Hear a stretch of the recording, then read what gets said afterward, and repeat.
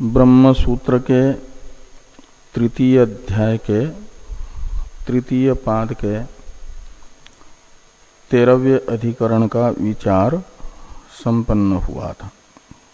14वें अधिकरण का विचार आज प्रारंभ होना है। 14वें अधिकरण का नाम है वेदाद्य अर्थाधिकरण। वेदादि अधिकरण के संक्षिप्त स्वरूप को बताने वाले दोनों श्लोकों का पहले उच्चारण तथा अर्थानुसंधान हम लोग करें, फिर भाष्य के अनुसार इस अधिकरण के विस्तृत स्वरूप को देखेंगे। वेद मंत्र प्रवर्ग्यादि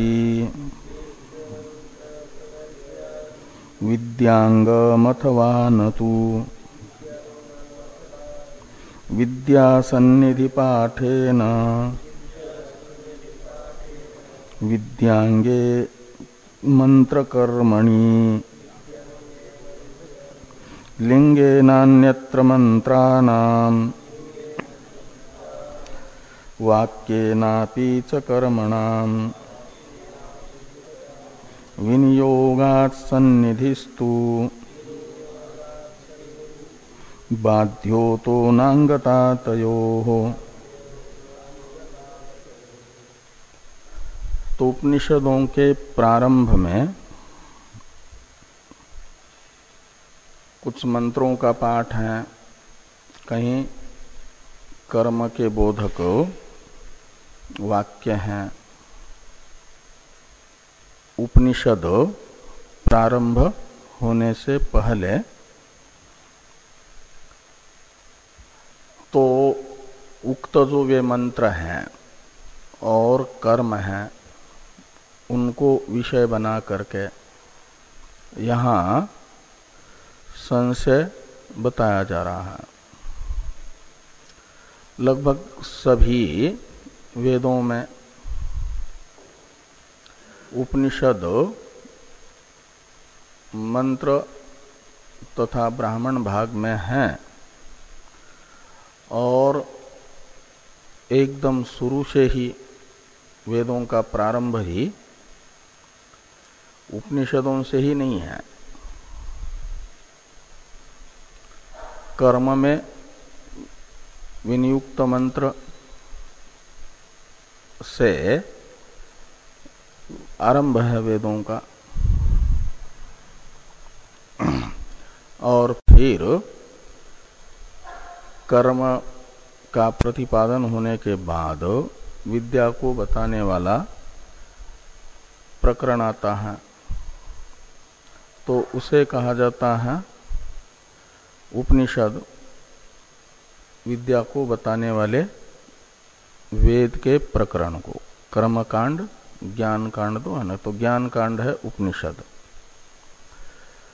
तो ज्ञान कांड रूप जो उपनिषद, उनके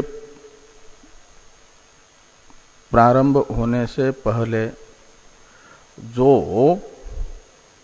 मंत्र हैं, कर्म हैं, उन्हें माना जाए उपनिषद प्रतिपाद्य विद्या का अंग या विद्या का अंग न माना जाए, ऐसा संशय यहाँ पर बताया गया है।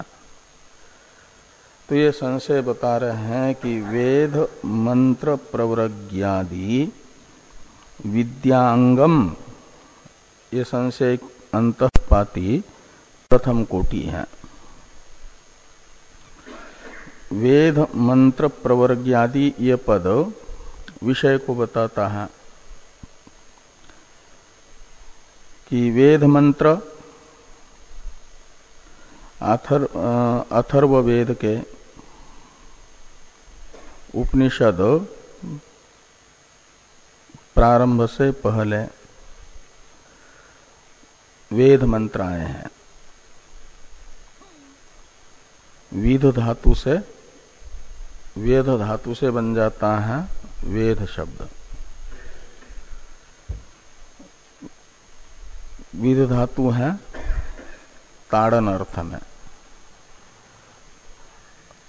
और वहाँ सेन यागादि जो अभिचार कर्म है उनका वर्णन है अथर्ववेद में। वह परिसंख्या विधि है। अभिचार कर्म को बताने वाले वाक्यों को कहा जाता है परिसंख्या विधि। विधि के कई एक प्रकार होते हैं। तो जो उत्पत्ति विधि होता है उसका तो उद्देश्य होता है उत्पत्ति विधि रूप वाक्य के द्वारा विधीयमान कर्म का अनुष्ठान अधिकारी करे।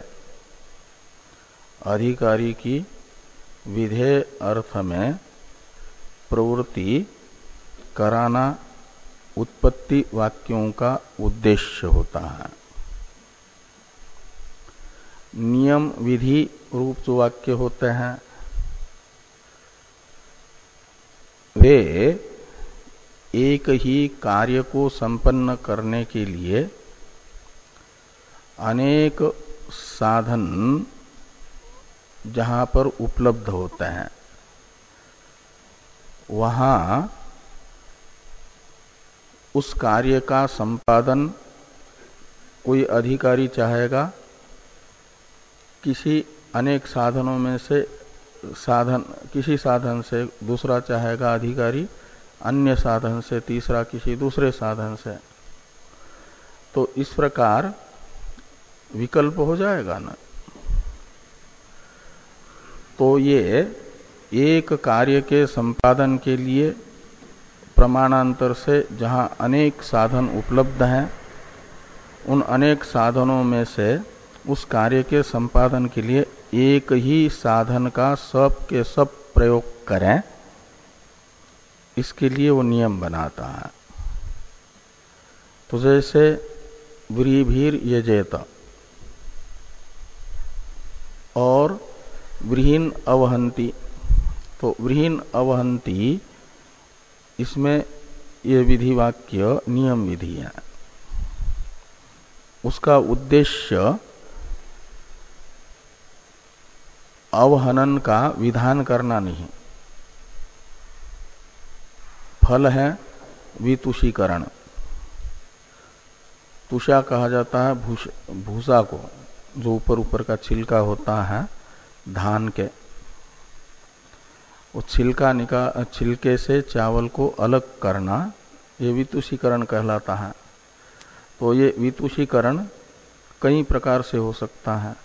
कूट करके भी हो सकता है, धान को मशीन से निकाल करके भी हो सकता है, नाखून से भी छिलके अलग किए जा सकते हैं। ऐसे कई साधन हैं। उनमें से मात्र वितुषीकरण याग में उपयोग में आने वाले चावलों का वितुषीकरण करना है कूट करके ही। ये कूटने का विधान नहीं कर रहा है, लेकिन नियम कर रहा है कि बाकी साधनों को नहीं अपनाना, इसी का अनुष्ठान करें। कूट करके ही वितुषीकरण करेंगे, चावल निकालेंगे भूसी से, तो उन चावलों से जो पुरोडास बनेगा और उससे हवन होगा तो अपूर्व बनेगा। ऐसा व्रीहीन अवहंती ये नियम विधि बताता है। और परिसंख्या विधि का प्रयोजन तत्काल अनर्थ साधन में प्रवृत्त व्यक्ति की प्रवृत्ति को रोकना है। विधेय अर्थ का अनुष्ठान कराना उद्देश्य नहीं होता परिसंख्या विधि का। विधेय अर्थ में प्रवृत्ति हो जाए अधिकारी की, ये बिल्कुल तात्पर्य नहीं। लेकिन तत्काल अनर्थ के साधन में प्रवृत्त हुआ जो वेदाधिकारी है उसे भविष्य में प्राप्त होने वाला जो अनर्थ है उसे रोकना है, लेकिन सहसा रुक नहीं पा रहा है। तो जिस कार्य के संपादन के लिए वो अनर्थ में प्रवृत्त हो रहा है, अनर्थ के साधन में, उस कार्य को संपन्न करने के लिए कोई दूसरा साधन विशेष बता करके तत्काल जो अनर्थ साधन में प्रवृत्त हो रहा है उस साधन से परिसंख्या विधि रोकती है अधिकारी को। किसी का शत्रु किसी को बहुत कष्ट दे रहा है, पदे पदे उसका नुकसान ही करता जा रहा है, तो कभी क्रोधवशात वह चाहता है कि शत्रु को मार ही डाले। तो ऐसे समय क्या होता है, अपना जिससे वो हाथ में तलवार उठा ले, बंदूक उठा ले, जो भी साधन उस समय का है, और दौड़ रहा है मारने के लिए।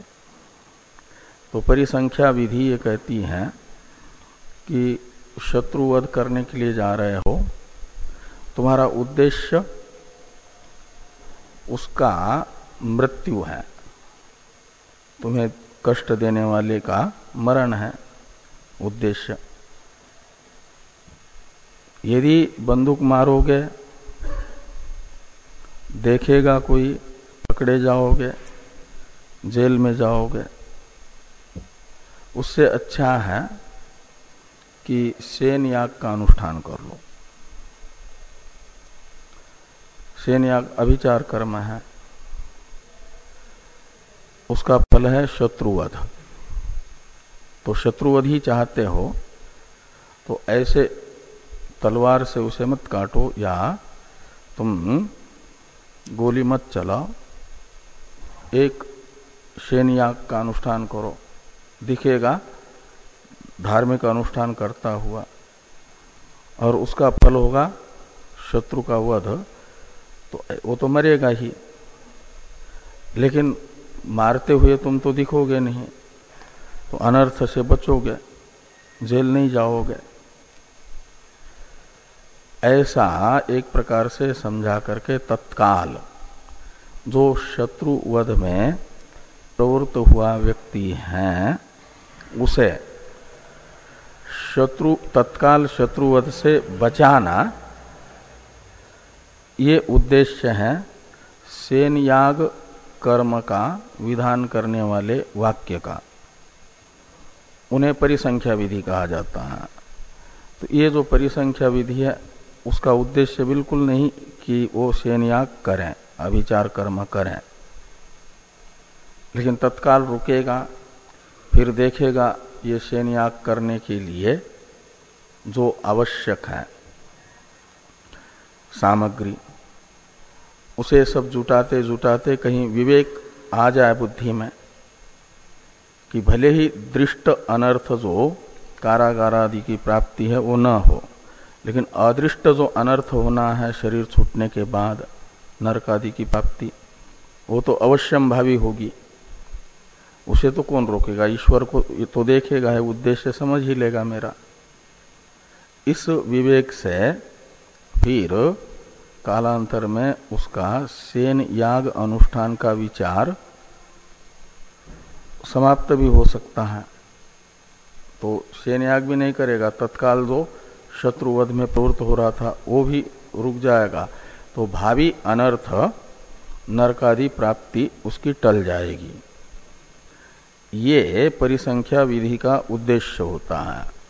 तो अथर्व वेद के प्रारंभ में जो कुछ अभिचार कर्म आए हैं, अथर्व वेद के उपनिषद के प्रारंभ में शुरू, तो उन्हें कहा जाता है, उन कर्मों को अभिचार कर्म और उनके विधायक वाक्यों को कहा जाता है परिसंख्या विधि। और उन परिसंख्या विधि के प्रकरण में वेदादि मंत्र हैं। वेद मंत्र, वेद का अर्थ है विध ताड़ने, जैसे बाण से सामने वाले लक्ष्य को छेदन करता है ना, ताड़न करता है, ऐसा।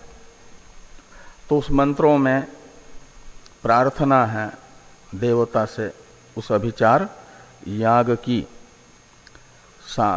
जो संप्रदान कारक भूता देवता है उसे प्रार्थना की जाती है अभिचार कर्म करने वाले के द्वारा कि हे देवते, मेरे शत्रु का सर्वांग तुम वेधन करो। सर्वम अंगम प्रविध्य, ऐसा ये मंत्र है, इसे वेद मंत्र कहा जाता है। और विशेष करके क्या करो, उसके हृदय के को छिन्न विच्छिन्न करो, नाड़ियों को काट दो, शीर को बिल्कुल समाप्त कर दो। ऐसे ऐसे विषय अंग समाप्त करके उसको 3 विभागों में विभक्त कर दो। ऐसे उस वेद मंत्र में अभिचार कर्म की संप्रदान कारक रूप देवता की प्रार्थना है। ये प्रार्थना जिन मंत्रों में है उन्हें वेद मंत्र कहा जाता है। इन वेद मंत्र ये हैं अथर्ववेद के प्रारंभ में, और प्रवर्ग्य कर्म को बताने वाला तो एक प्रवर्ग्य कांड ही है। वाजस्नेही ब्राह्मण में, वाजस्नेही शाखा के ब्राह्मण में 8 अध्याय हैं। उनमें से पहले 2 अध्याय का नाम है प्रवर्ग्य कांड, और तीसरे अध्याय से 8वें अध्याय तक उपनिषद है। वो तो मधुकांड, मुनिकांड, खिलकांड, ऐसे 2-2 अध्याय के 3 कांड उपनिषद में है, और प्रवर्ग्य कांड है 2 अध्याय। और उन 2 अध्यायों में जो प्रवर्ग्य जो कर्म आए हैं उनको प्रवर्ग्य कर्म कहा जाता है। प्रवर्ग्य कांड के द्वारा प्रतिपादित कर्म, उन कर्मों को प्रवर्ग्य शब्द से लेना। आदि शब्द से अन्य अन्य वेदों के उपनिषद के आरंभ में जो मंत्र या कर्मादि आए हैं उनको लेना, और उन सब को, वे सब हैं विषय। वेद मंत्र प्रवर्ग्यादि इस शब्द का अर्थ,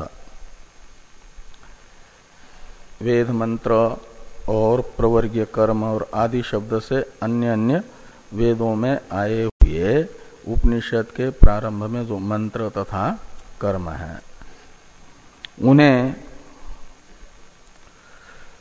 उपनिषद प्रतिपाद्य विद्याओं का अंग माना जाए या अंग न माना जाए, ये संशय है।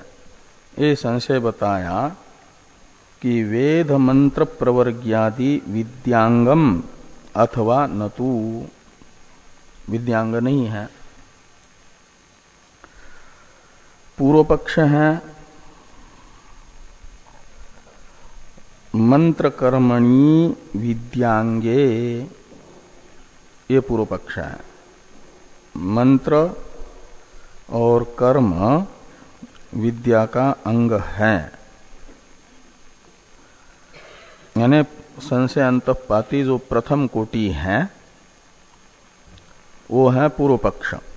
पूर्व पक्ष की प्रतिज्ञा है विद्यांगे मंत्र कर्मणि, ये चौथा पाद प्रथम श्लोक का। हेतु बताते हैं तृतीय पाद में, विद्या सन्निधि पाठेन श्रुति लिंग वाक्य प्रकरण स्थान समाख्या, ये 6 प्रमाण मीमांसकों ने माने हैं अंगांगी भाव के बोधक। तो उनमें पंचम जो प्रमाण है स्थान, उसे कहा जाता है सन्निधि। स्थानम सन्निधि, ऐसा एक अर्थ संग्रह नाम का मीमांसा का प्रथम ग्रंथ है। उसमें लिखा है स्थान नामक प्रमाण का लक्षण, स्थानम सन्निधि। तो ये जो पंचम प्रमाण है 6 प्रमाणों में, उसे यहाँ पर पूर्व पक्षी प्रमाण के रूप में बता रहे हैं अंगांगी भाव में। विद्या हो जाएगा अंगी और मंत्र कर्म ये अंग हो जाएंगे।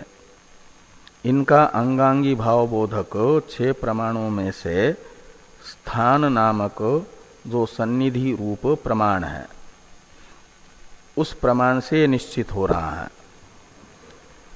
ये पूर्व पक्षी कह रहे हैं कि विद्या सन्निधि पाठेन, तो विद्या यानी उपनिषद प्रतिपाद्य विद्या, और उसके समीप में पढ़ा गया है प्रवर्ग्य कर्म भी और वेद मंत्र भी। तो मंत्र तथा कर्म का औपनिषद विद्या के समीप में पाठ होने से यही सन्निधि है, यही स्थान है। और इस स्थान प्रमाण से वेदादि मंत्र तथा कर्म को माना जाएगा अंग विद्या का। ये विद्या सन्निधि पाठेन विद्यांगे मंत्र कर्मणि, इससे बताया गया। सिद्धांती कहते हैं तयोहो अंगता न, दूसरे श्लोक का जो चौथा पाद है, बाध्यो अतो नांगता तयो, इसमें जो ये 3 पद है अंतिम, तयोहो अंगता न, ये सिद्धांति की प्रतिज्ञा है, जो संशय अंतःपाती द्वितीय कोटि है, सिद्धांति की प्रतिज्ञा है। और सिद्धांति ये बता रहे हैं कि तयोहो यानी मंत्र कर्मणो, मंत्र और कर्म को विद्या का अंग नहीं कहा जा सकता। मंत्र और कर्म में विद्यांगता नहीं है। अंग कहते हैं शेष को, अंगता का अर्थ है शेषत्व। तो विद्या शेषत्व मंत्र और कर्म में नहीं है, ये सिद्धांति की प्रतिज्ञा है। सिद्धांतियों ने हेतु का अपनी प्रतिज्ञा के साधक हेतु के परामर्शक पद के रूप में प्रयोग किया है सर्वनाम का। तशील प्रत्यांत सर्वनाम है अतः। तो अतः का अर्थ है इसी कारण से, इदम शब्द का रूप है तशील प्रत्यांत। तो अतः यानी इसी कारण से मंत्र और प्रवर्ग्य कर्मादि में विद्यांगत्व नहीं है। तो इसी कारण से यानी किस कारण से? तो कहते हैं जो स्थान रूप प्रमाण आपने मंत्र एवं कर्म में विद्यांगता का प्रतिपादक बताया है, वह स्थान प्रमाण दुर्बल है। मीमांसकों ने ये माना है कि श्रुत्यादि 6 प्रमाणों में उत्तर उत्तर प्रमाण पूर्व पूर्व प्रमाण से दुर्बल है, उत्तर उत्तर प्रमाण से पूर्व पूर्व प्रमाण प्रबल है। तो सबसे पूर्व में आता है श्रुति प्रमाण, वह प्रबल प्रमाण है। लिंग आदि की अपेक्षा। हाँ, और लिंग वाक्य आदि की अपेक्षा प्रबल प्रमाण है, वाक्य प्रकरण आदि की अपेक्षा प्रबल प्रमाण है, प्रकरण स्थान तथा समाख्या की अपेक्षा प्रबल प्रमाण है, और स्थान भी प्रबल है लेकिन समाख्या की अपेक्षा से, और समाख्या अपने से पूर्ववर्ती पांचों प्रमाणों की अपेक्षा दुर्बल है, अंतिम प्रमाण है। जब पांचों प्रमाणों में से किसी भी प्रमाण से अंगांगी भाव निर्धारित न हो रहा हो, और तब समाख्या नामक जो प्रमाण है वह अंगांगी भाव को बताता है। तो यहां पर पंचम प्रमाण पूर्व पक्षी ने बताया है, स्थान यानी सन्निधि, ये दुर्बल प्रमाण है, और इसकी अपेक्षा प्रबल प्रमाण है वाक्य प्रमाण और लिंग प्रमाण। लिंग प्रमाण द्वितीय प्रमाण है, वाक्य है तृतीय प्रमाण। तो ये जो वेद मंत्र हैं उनका लिंग प्रमाण से निर्धारण हो जाता है अभिचार कर्मांगत्वेन रूपेण। लिंग प्रमाण वेद मंत्रों को सेन यागादि रूप जो अभिचार कर्म है उनका अंग बता रहा है। तो वो सेन याग हो गया प्रधान कर्म, अंग, अंगी कहा जाएगा उसे, और अंग हो जाएंगे ये मंत्र। और ये वाक्य प्रमाण ये बताता है कि प्रवर्ग्यादि जो कर्म है वे दूसरे प्रधान कर्मों के अंग हैं, विद्यांग नहीं है। ये यहां पर पूर्वार्ध में बता रहे हैं, मंत्राणाम लिंगेन अन्यत्र विनियोगात्, ऐसा अन्वय करिए। तो मंत्राणाम यानी वेद मंत्राणाम, तो वेद मंत्रादि का लिंग प्रमाण से अन्यत्र यानी अभिचार कर्मादि में विनियोग यानी अंगत्वेन रूपेण अन्वय निश्चित होने के कारण प्रबल प्रमाण वेद मंत्रादि को बता रहा है अभिचार कर्म का अंग। हाँ, विनियोग विधि, विनियोगात यानी उपयोगात। और कर्मणाम वाक्येनापि च अन्यत्र विनियोगात। तो जो प्रवर्ग्य कर्मादि हैं उनका उपयोग वाक्य प्रमाण के आधार पर अन्यत्र होता है, प्रधान कर्म में दूसरे अग्निष्टोमादि में। इसलिए दोनों ये प्रवर्ग्य कर्मादि भी अन्य शेष होने से और वेद मंत्रादि भी अन्य शेषत्वेन रूपेण निर्धारित होने से प्रबल प्रमाण के आधार पर ये जो सन्निधि रूप दुर्बल प्रमाण को लेकर के विद्यांगत्व पूर्व पक्षी बताना चाह रहे हैं इनमें, तो ये दुर्बल प्रमाण बाधित हो जाएगा प्रबल लिंग प्रमाण तथा वाक्य प्रमाण से। इस अभिप्राय से कहा सन्निधिस्तु बाध्यो, पूर्व पक्षी जिस प्रमाण के आधार पर बताना चाहते हैं वेद मंत्रादि को विद्यांग, वह दुर्बल होने के कारण अन्य का अंग बताने वाले प्रबल प्रमाण लिंग तथा वाक्य से ये बाधित होगा, सन्निधि प्रमाण बाध्य। अतः यानी इसीलिए प्रबल प्रमाण से वेद मंत्रादि तथा कर्म में अन्य अंगत्व निश्चित होने से और प्रबल प्रमाण से सन्निधि प्रमाण का बाध होने से ये अतः शब्द का अर्थ है। तयोहो यानी मंत्र कर्मणो अंगता न, विद्यांगता न। इस प्रकार इस अधिकरण में ये बताया जाएगा कि वेद मंत्रादि का अंगत्वेन रूपेण उपसंहार औपनिषद विद्या में नहीं होगा। सिद्धांति के मत में अनुपसंहार फल है, पूर्व पक्ष के मत में उपसंहार फल है। अब वेदादि अधिकरण का विस्तृत स्वरूप बताने वाला जो भाष्य ग्रंथ है उसे देखा जाए।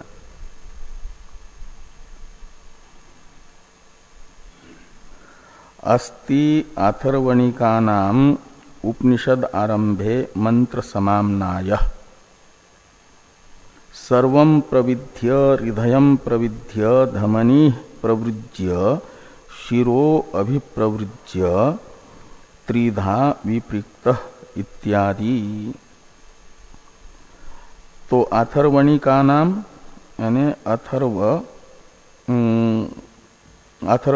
अथर्व वेद की उपनिषद के प्रारंभ में ये मंत्र पाठ है।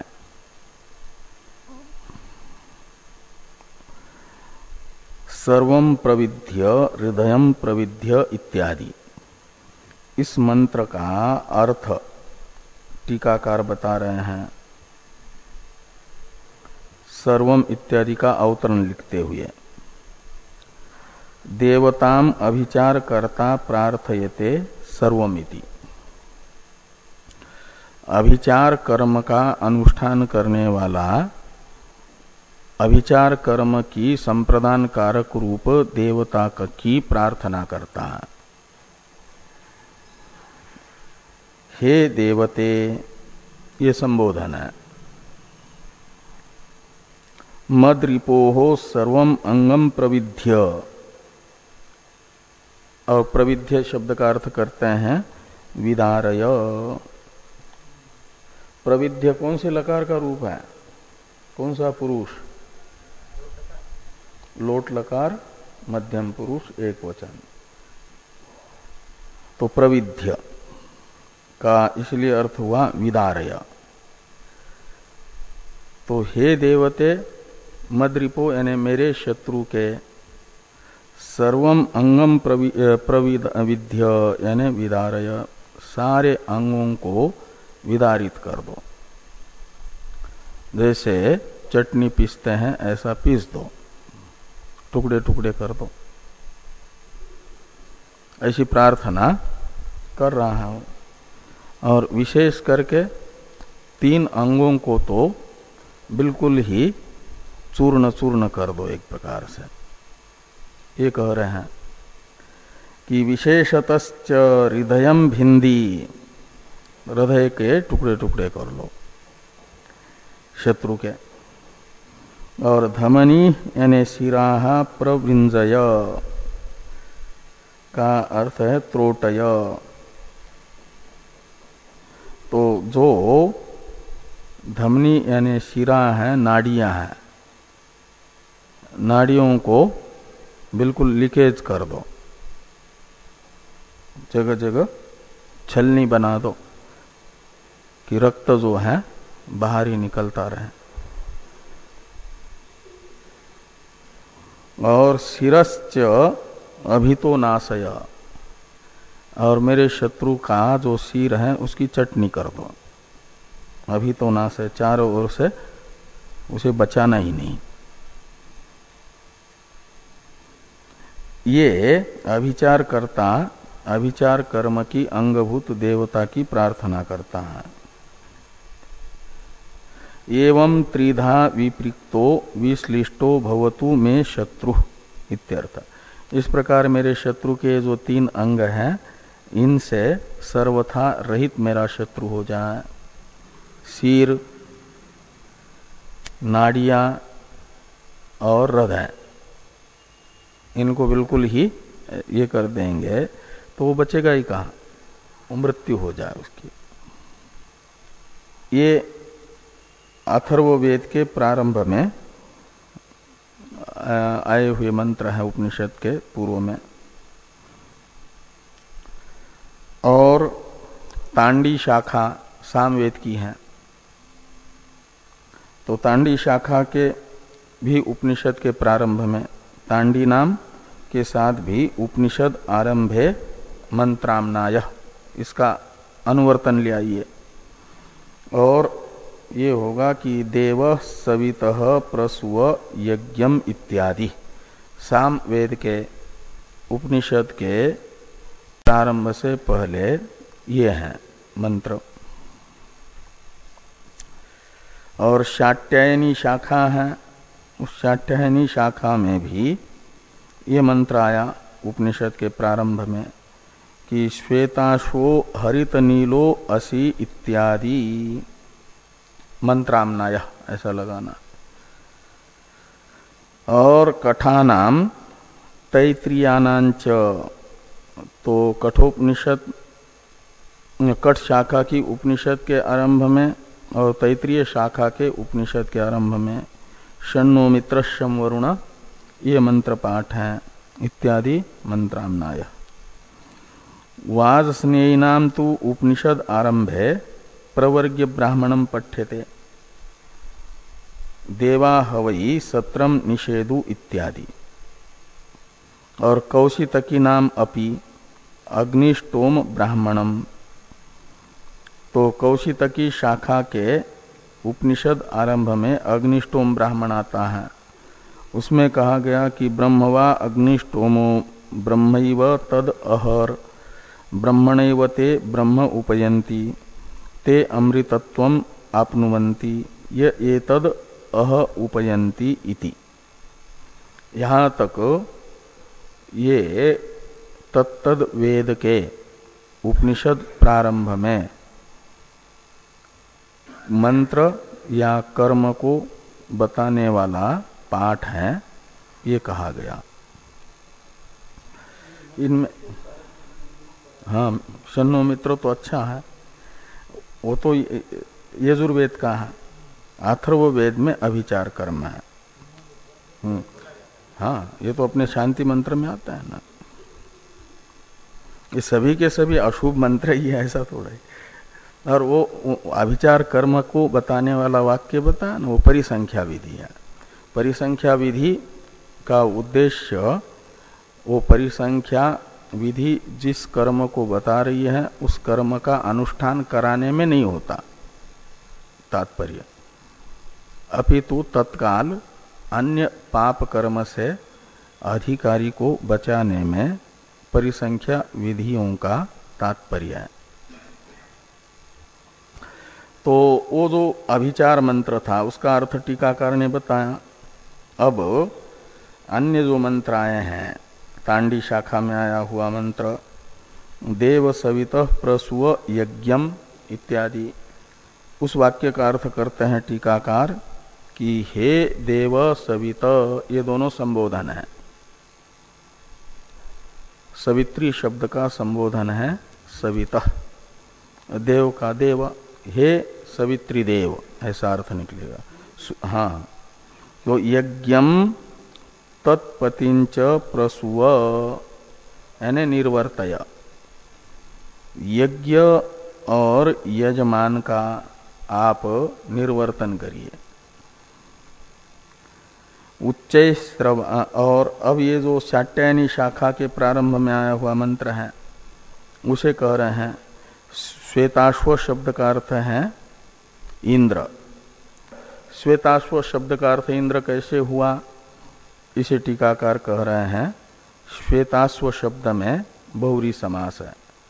जैसे पीतांबर कहा जाता है भगवान विष्णु को, पीतम अंबरम यस्य स पीतांबर, ऐसे बहुरी समास करके श्वेतो अश्वो अस्य इति श्वेतांबर श्वेताश्व, तो सफेद घोड़ा है जिसका, तो इंद्र का जो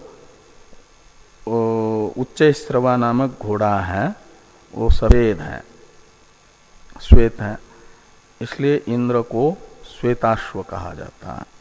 यही कह रहे हैं टीकाकार, उच्चैस्रवाः श्वेतो अश्वो यस्य इंद्रस्य स त्वम। तो उच्च श्रवा नामक घोड़ा सफेद घोड़ा है जिनका, ऐसे आप इंद्र कैसे हो? तो कहते हैं हरित मणिवत नीलो असी, हरित नीलोसी। इसमें हरित नील में मध्यम पद लोपी समास है। हरित शब्द से लेना है हरित मणि, वो नीला होता है, तो वो जैसा नीला है ऐसे आप भी नील हो, चमकीले नील, वो चमकीला नीला होता है।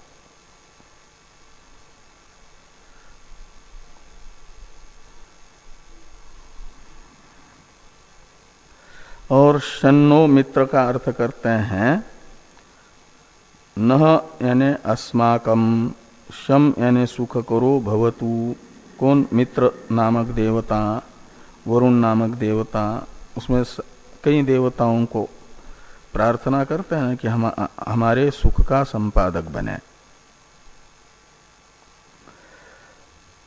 आगे हैं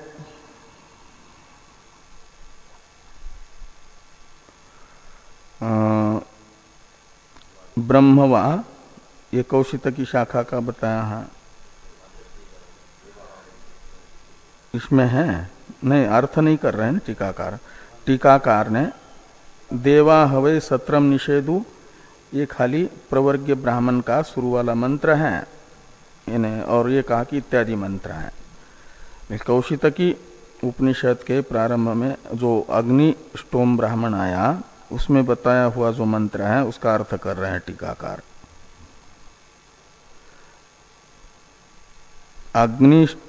ब्रह्मवा अग्निष्टोमो, ये मंत्र का प्रारंभ में वाक्य है ना, कि ये जो अग्निष्टोम नामक कर्म है ये ब्रह्म ही है।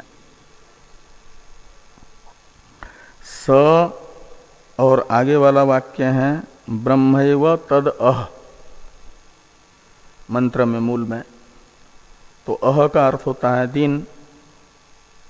तो कहते वह दिन भी ब्रह्म ही है। अग्निष्टोम भी ब्रह्म का प्रापक होने के कारण ब्रह्म है, और ये अग्निष्टोम जिस दिन किया जाता है वह दिन भी ब्रह्म ही है। ब्रह्मैव तद अह, इसे कह रहे हैं कि ब्रह्मैव अग्निष्टोमो ब्रह्म एव, और स यस्मिन् अहनि क्रियते तदपि ब्रह्म, वो दिन भी ब्रह्म है। तदपि यानी वो अह, और तस्मात् ये एतद असाध्यम कर्म उपयन्ति, ये जो आया कि अंतिम वाक्य है ना कि ये एतद अह उपयन्ति, मूल मंत्र में भाष्य में अंतिम जो वाक्य है ये एतद उपयन्ति,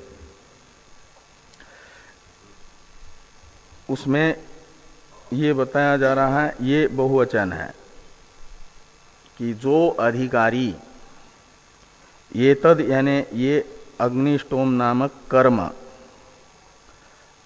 एक दिन साध्य, अग्निष्टोम नामक कर्म का उपयंती का अर्थ करते हैं अनुतिष्ठन्ति, अनुष्ठान करते हैं। बीच में आया है वो फल को बताने के लिए। अग्निष्टोम याग के अनुष्ठान का फल है वो ब्रह्म प्राप्ति, इसलिए ये तद उपयन्ति यानी अनुतिष्ठन्ति। तो तस्मात् ये एतद असाध्यम कर्म उपयन्ति यानी अनुतिष्ठन्ति ते ब्रह्मणैव साधनेन ब्रह्म उपयन्ति। तो ब्रह्मणैव ते ब्रह्म उपयन्ति ये वाक्य है। तो ब्रह्मणा इस तृतीयांत शब्द का अर्थ है अग्निष्टोमेन अनुष्ठितेन कर्मणा, क्योंकि अग्निष्टोम को ब्रह्म रूप बताया। तो ब्रह्म रूप जो अनुष्ठित अग्निष्टोमात्मक कर्म है इस साधन से वे ब्रह्म उपयन्ति यानी प्राप्नुवन्ति। हाँ हाँ ब्रह्म की ये हाँ अपेक्षित ब्रह्म भाव की कार्य ब्रह्म आ रहा है आगे। तो कर्म उपयंती अनुतिष्ठन्ति ते ब्रह्मणैव साधनेन ब्रह्म उपयंती, और तेच फिर आगे आया कि ते अमृतत्वम आपनुवन्ति, तो उसका अर्थ करते हैं कि तेच क्रमेण अमृतत्वम आपनुवन्ति, वे क्रम से अमृतत्व की प्राप्ति करते हैं। यानी अग्निष्ठोम अनुष्ठाता ब्रह्मलोक चला जाता है और वहां पर फिर क्रम मुक्ति को पाता है, ये कहा गया।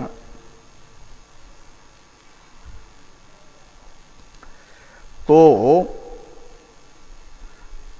ये जो मंत्र हैं, मंत्र और कर्म को बताने वाले वाक्य एक प्रकार के ये विषय हो गए। विषय बताने के बाद अब संशय बताया जा रहा है।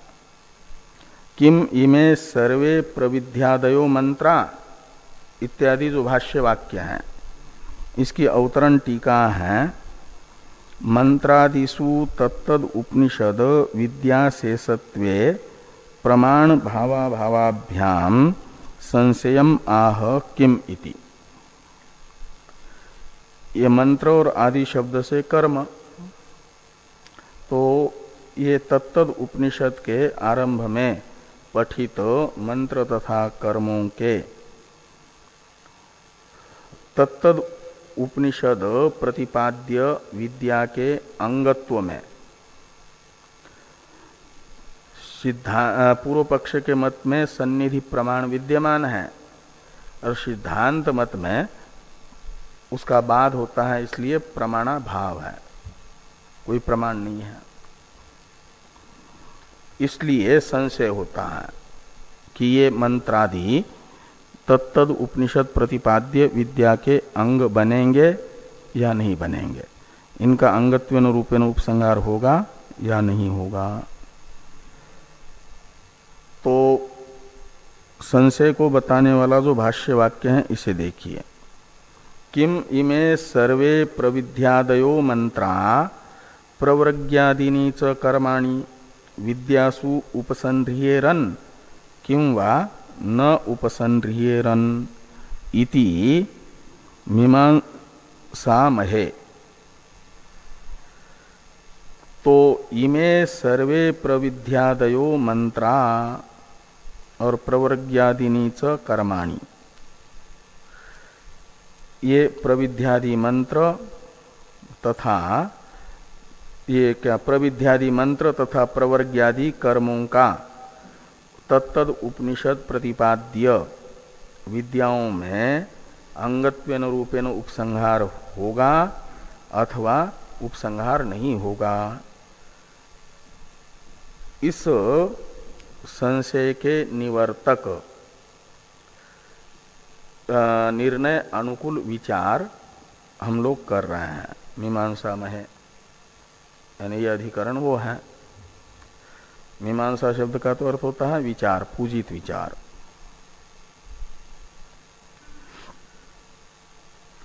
तो पूर्व पक्ष का अवतरण वाक्य है भाष्य में, किन तावत न प्रतिभाति। तो कहते हैं जब ये संशय उत्पन्न हुआ तो हम क्या समझे।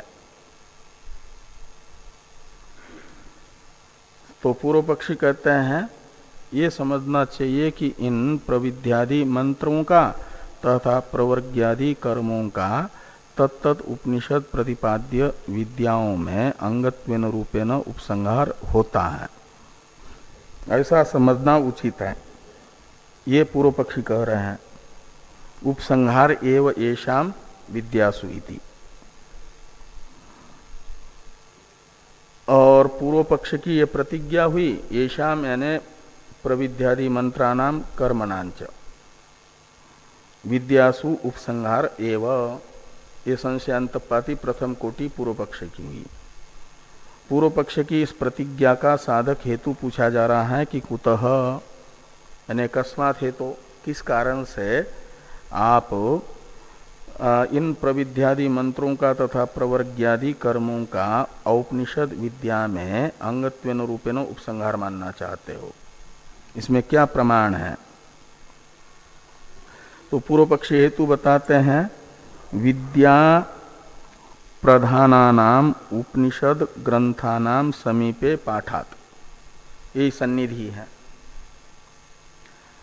तो विद्या प्रधान है वेदों का उपनिषद ग्रंथ, यानी विद्याकांड ज्ञान कांड, ये विद्या प्रधान है और उसी के पास में इन प्रविद्यादि मंत्रों का पाठ है। इसलिए ये माना जा रहा है सन्निधि प्रमाण के आधार पर इनके समीपवर्ती ग्रंथ में प्रतिपाद्य जो प्रधान सफल विद्या है उसका अंग इन प्रविद्यादि मंत्रों को तथा कर्मों को, ये विद्या प्रधानानाम उपनिषद ग्रंथानाम समीपे पाठात, इससे बताया गया।